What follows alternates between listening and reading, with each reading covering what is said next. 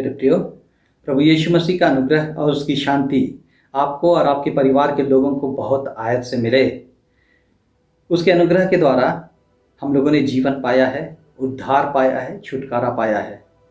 प्रभु यीशु मसीह के अनुग्रह के द्वारा ही आज हम लोग जिंदा हैं, जीवितों की गिनती में पाए जाते हैं, स्वस्थ हैं, भले चंगे हैं।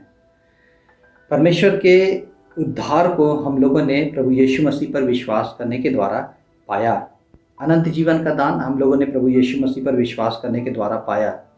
भले ही हम लोगों के लिए ये मुफ्त में उपलब्ध है, जिस पर हम लोग विश्वास करने के द्वारा इन सब चीज़ों को प्राप्त कर सकते हैं, लेकिन परमेश्वर को इसके लिए एक भारी कीमत चुकानी पड़ी थी।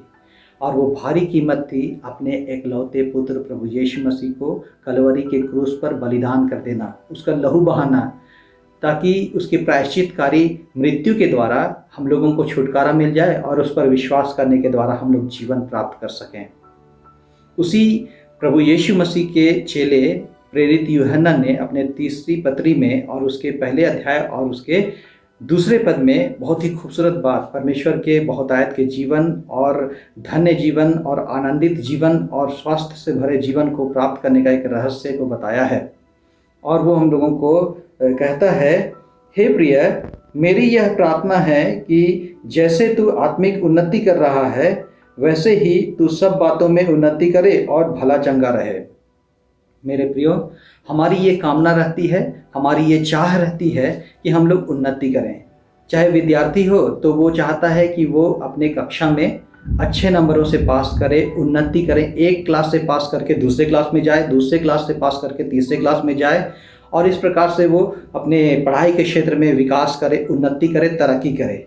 यदि कोई कर्मचारी हो, चाहे वो सरकारी दफ्तर में काम करता हो, चाहे कोई बिजनेसमैन हो, व्यवसायी हो, तो वो चाहता है कि उसके व्यवसाय के क्षेत्र में उसको उन्नति मिले, तरक्की मिले, लाभ हो। और ये सब की अलग अलग कामनाएं होती हैं। हर स्तर के लोगों को अलग अलग लालसा या इच्छा होती है।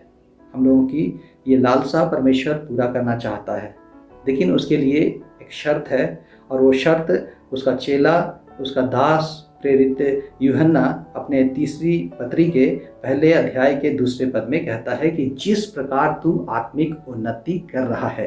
कहने का अर्थ है कि यदि हम लोग आत्मिक उन्नति नहीं करेंगे तो हम लोग अन्य क्षेत्रों में उन्नति नहीं करेंगे। यदि हम लोग आत्मिक उन्नति नहीं करेंगे तो भले चंगे भी नहीं रहेंगे और हम लोगों को किसी भी रीति से आशीष नहीं मिल पाएगी। परमेश्वर की आशीष को और उन्नति और तरक्की और बहुतायत के जीवन को हम लोगों को यदि प्राप्त करना है तो इसके लिए हम लोगों को आत्मिक उन्नति प्राप्त करना होगा।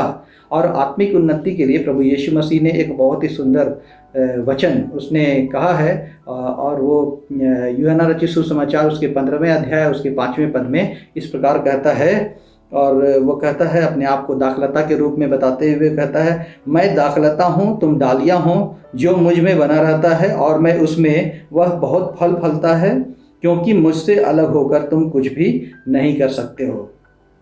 प्रभु यीशु मसीह हम लोगों की दाखलता है, और जब हम लोग यीशु मसीह से जुड़ते हैं, उससे जुड़े रहते हैं, तभी हम लोग फल लाते हैं, फलवंत जीवन प्राप्त कर सकते हैं। यीशु मसीह ने स्पष्ट रीति से यहाँ पर कहा है कि मुझसे अलग होकर तुम कुछ भी नहीं कर सकते हो। अर्थात यदि हम लोगों को आत्मिक उन्नति प्राप्त करनी है तो इसके लिए हम लोगों को प्रभु यीशु मसीह से जुड़े रहना होगा, जो हम लोगों की दाखलता है।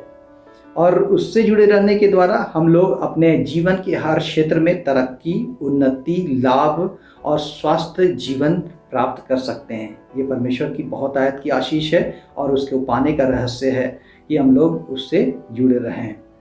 और परमेश्वर का चेला, प्रभु यीशु मसीह का चेला यूहन्ना, वो अपने श्रोताओं के लिए, अपने उन लोगों के लिए जिनके लिए वो चिट्ठी लिख रहा है, उनके लिए तरस रखता है, बोझ रखता है, उनके लिए प्रार्थना करता है कि वे लोग आत्मिक उन्नति करें।